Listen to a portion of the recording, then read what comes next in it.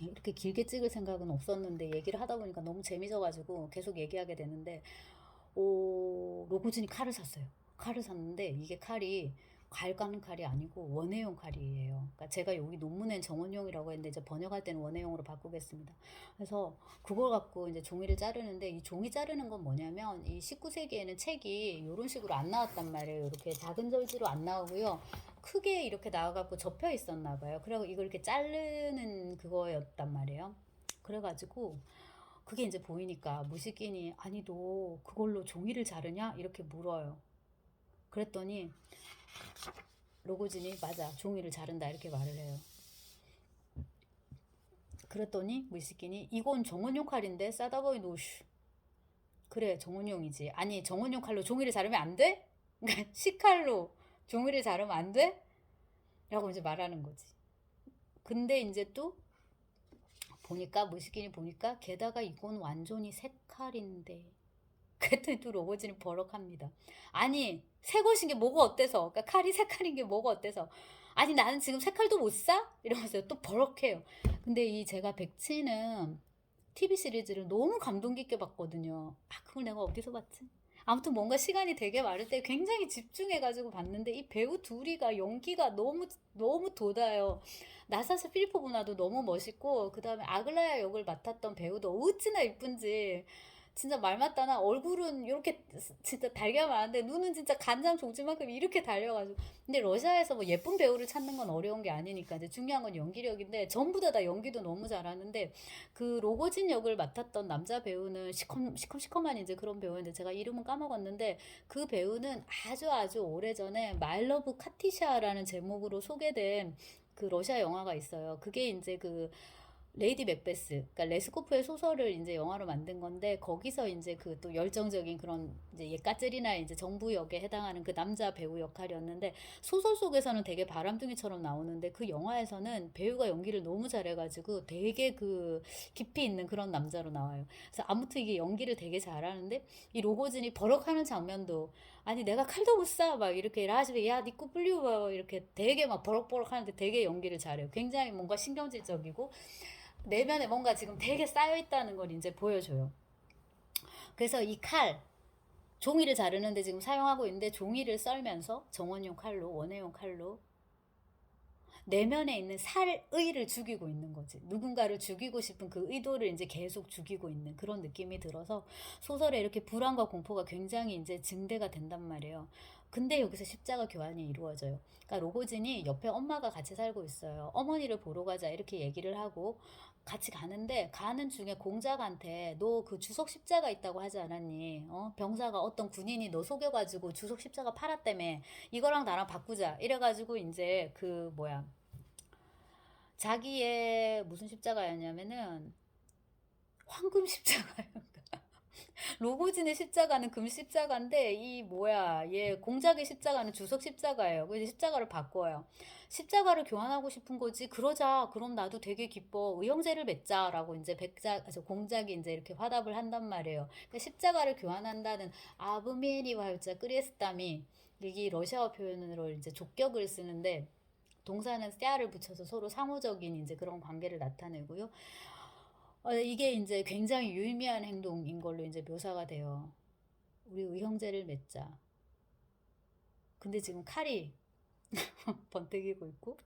자, 그 다음에 이제 여기서 로고지는 상인이고 돈이면 다 돼. 얼마면 되겠어. 이런 식으로 이제 나왔잖아요. 1부에서. 근데 2부에서는 캐릭터 되게 많이 바뀌게 되기도 하거니와, 그 관점에서 우리가 얘를 계속 볼 수도 있어요. 얘는 돈이면 다 돼. 뭐 물질 만능주의 이런 걸 상징한다라는 굉장히 편협한 독법들.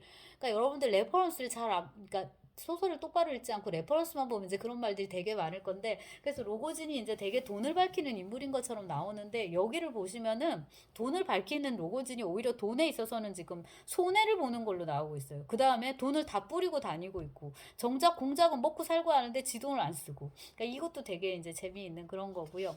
자, 이제 십자가 교환을 했죠. 그래서 두 가지, 칼 속에 들어있는 살이 죽이고 싶은 진짜 그런 증오와, 그럼에도 불구하고 또 이렇게 형제를 맺고 싶은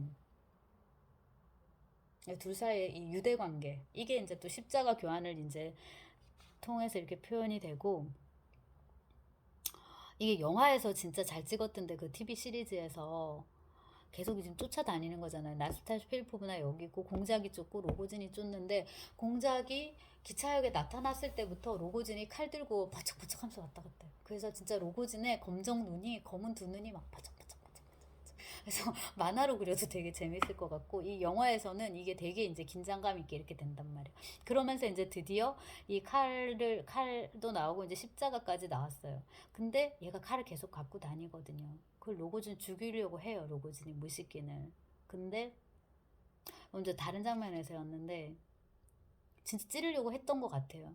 기회가 되면 찌르려고 했던 것 같은데 무시킨이 계단에서 구르면서 뇌전증 발작을 해요. 그래서 미수로 끝나는데 그 장면에서 되게 황당한 게 친구가 굴러가지고 간지 발작을 했으면은 적어도 발작이 끝나고 친구가 의식이 돌아올 때까지 옆에 있어 주거나 119를 부르거나 뭐 어디 딴 데다 실어다 주거나 했어야 될 것 같은데 멋쩍어 하면서 그냥 또 없어지거든요. 그래서 굉장히 아무튼 도스옙스키의 소설은 이런 현실적인 리얼리티가 없는 근데 그게 없기 때문에 이제 더 재미지는 그런 것도 있겠죠. 자, 그래서 아무튼 이제 이 무시킨이 발작을 하는 바람에 이 로고지는 형제 살해 브라또 우비스트보 러시아어로인데요. 이 형제 살해 왜 이렇게 안 외워지지? 프라트리사이드인가? 페트리 네, 그 있어요. 페로사이드, 페트리사이드, 스위사이드, 뭐 많은 각종 사이드들이 있잖아요. 시대 사이드가 죽이다거든요. 이제 그거에 해서 이제 러시아어도 있고 영어도 당연히 있는데 이 브라또 우비스트보 이제 이 형제 사례가 요게 이제 그 카인 아벨 신화하고도 또 연결을 시켜서 이해할 수 있는 건데 어쨌거나 이제 로고진하고 무시킨의 의형제를 맺었는데 로고진이 이런 시도를 했다. 근데 미수로 끝났다. 그래서 이제 이게 그 불발된 형제 살해 신화 이렇게 이제 볼 수도 있을 거죠. 있을 겁니다. 그러고 나서도 어쨌거나 이제 이 대립은 계속 되는 게 사랑이 계속 있으니까. 근데 이제 일부에서는 나사샤 필리포브나가 원동력이었다면 혹은 이제 원흉인 거지. 이 여자가 문제야. 경국지색이었으니까 워낙에 예쁘니까. 그래서 1부에서는 그 원동력이 나사샤 필리포브나였다면 2부에서는 로고진이 이제 그 원동력이에요. 로고진 굉장히 강한 캐릭터로 묘사가 돼요. 피해 복수를 감행할 만큼 강해진 그의 증오와 질투. 그러니까 애증, 질투 이게 이제 같이 가는 거죠. 레프 니콜라이비치 무시킨에 대한 감정도 이제 되게 복잡하고 질투도 되게 강하고. 근데 이거를 도스옙스키가 이렇게 써서 그런 거지. 그냥 우리가 평민의 언어로 옮기면은 그냥 이거는 삼각관계에 어떤 남자라도 혹은 어떤 여자라도 내 남자가 혹은 내 여자가 저렇게 하면 싫잖아요. 옆에 또 누가 있는 것도 싫고. 그러니까 그렇게 볼 수 있는 건데 확실히 도스옙스키가 써서 격이 다릅니다. 네. 그것도 이제 나중에 더 말씀을 드리고 로고진 얘기를 조금 더 해보면 이 백치라는 소설에서 그 인물의 일관성을 우리가 문제 삼는다면은 가장 그 정도가 심한 인물이 로고진입니다. 훼손됐다고 볼 수 있을 거예요. 그러니까 일부에서는 막대한 유산의 상속자로서 속물적이고 방탕한 청년에 불과했던 그가 2부부터는 어둠과 무의 상징이자 비극의 육화로 바뀌어 있다. 이것도 너무 웃긴 거야. 그러니까 이거는 어떻게 보면 정말 실패한 소설이라고 볼 수도 있거든요. 제가 갑자기 생각이 났네요. 로고진이 그 기차 타고 어디서 오는 길이냐면 아버지가 어디서 죽었더라. 갑자기 빡 죽어가지고 돌아가셔가지고 막대한 유산을 상속받았던가 그래요. 그래서 여러분 여기서도 드러나는 도스옙스키의 돈 개념 없음. 유산은 이렇게 갑자기 뚝딱 떨어지지 않는다. 그게 어떤 맥락들이 있고, 그 다음에 이제 저 사람이 죽으면은 나한테 이제 올 것으로 예상되는 어떤 유산의 그런 것들이 있죠. 이런 건 톨스토이를 보시면 돼요. 이미 그림이 다 그려져 있잖아요. 그리고 이제 몇 개의 그 사지선다, 오지선다가 있어요. 옵션, 플랜 B, 플랜 A 뭐 이런 식으로 해서 여기서 누가 죽으면 이 사람한테 간다. 아들을 낳으면 유산이 이만큼 온다. 딸을 낳으면 이만큼 온다. 이런 식으로 결혼을 하게 되면 이만큼 받을 수 있다. 이런 식으로 그 다음에 네가 뭐 하면 이렇게 받을 수 있다 해가지고 이제 그 플랜들이 쭉 있는 거지. 이렇게 어느 날 뚝딱 갑자기 유산이 오지도 않고 그 다음에 아이고 넌 생김이 참 예쁘구나 내 돈 네가 가져가거라 이렇게 해서 무슨 은도끼 금도끼도 아니고 그렇게 이제 되지 않습니다. 근데 이제 이게 도스옙스키 소설이니까 갑자기 로고진이 유산을 받아가고 그 다음에 이제 이 로고진이 상인인 걸로 얘기가 되는데 얘는 장사를 1도 안 한다. 그리고 이게 장사를 하고 정신이 없으면은 사업하느라고 바쁘면은 이렇게 지금 마누라 뭐 이렇게 할 시간이 없어요. 그러니까 이것도 역시나 리얼리티가 없이 그냥 로고진에게 돈을 쥐어주자. 돈을 쓸 일이 많으니까 돈 많은 캐릭터, 돈을 쓰는 캐릭터를 만들자 해가지고 얘를 그냥 상인으로 만들고, 상인이라고 해도 일을 안 하면 돈이 없으니까 아버지한테 유산을 받아가지고 그거라도 던져주자 이렇게 해가지고 이제 준. 그래서 이제 1부는 그런 느낌이었고 되게 이제 방탕하고, 근데 2부에 오면은 그런 식의 그 왁자지껄함이 없어지고요, 내부로 이거를 다 간직하고 있어요. 근데 한편으로는 좀 이 소설에 몰입해가지고 로고진을 읽으면은 나스타샤 필리포브나 때문에 너무 힘들어가지고 사람이 변한 거예요. 그러니까 27세의 열정적인 이제 청년이 그 너무나도 말하자면 센 여자를 만나가지고 산전수전을 다 겪다 보니까, 네, 그 너무 이제 조용한 우울하고 이제 그런 침울한 이제 캐릭터로 이렇게 된 거죠. 그래서 이 무시킨을 보면은 스트라스지라는 단어의 그 양가성을 이제 알 수가 있는데, 이 스트라스지라는 거는 러시아어로 열정인데요. 다른 한편으로는 순환이라는 뜻이 있습니다. 순환.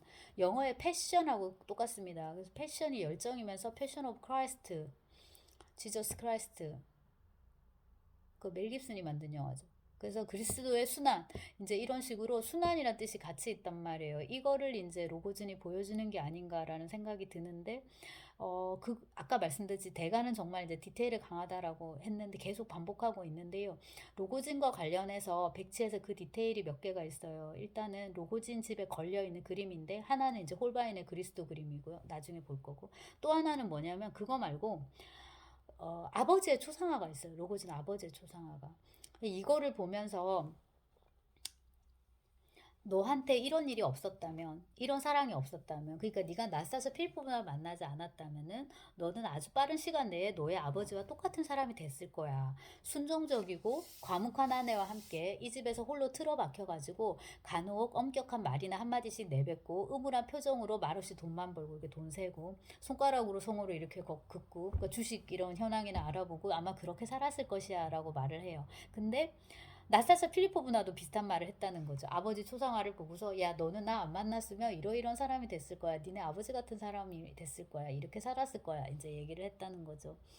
그렇고 그 다음에 이제 옆에 그 노모가 산다 했잖아요. 가자, 우리 엄마를 소개시켜 줄게 해갖고 이제 데려갔는데, 어머니를 이제 소개를 시켜주는데, 이 어머니는 고령은 아니지만, 아주 고령은 아니지만 2년 전부터 치매가 왔어요. 그래서 어린아이 같은 지능과 어린아이 같은 운동 능력, 기능밖에 이제 못 갖고 있는 그런 인물이기 때문에 이런 맥락들을 아주 정확하게 이해는 하지 못해요. 하지만 이제 무식인 축복해주고, 나사스 필포브나도 그녀한테 갔었는데 또 그녀를 축복해주고, 제가 시간이 되면 따로 하나 찍으면 좋겠는데, 쿠로사와 아키라가 이거 찍었어요. 백치 영화. 진짜 잘 찍었어요. 정말 잘 찍었는데 이 장면도 빼지 않았어요. 근데 이제 일본도 그런 자기들식의 어떤 신심이 있잖아요. 종교적인.